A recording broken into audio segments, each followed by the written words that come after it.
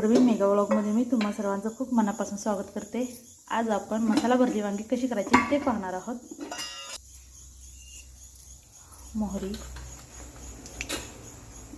जिरे, कढीपत्ता, लसूण खोबऱ्याची पेस्ट छान अशी तेलामध्ये भाजून घ्यायची। हळद, तिखट,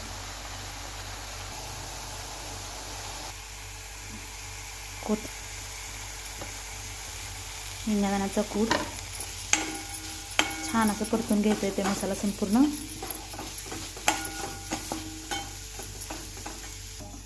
या वांग्यामध्ये हा मसाला छान भरून घ्यायचा आहे।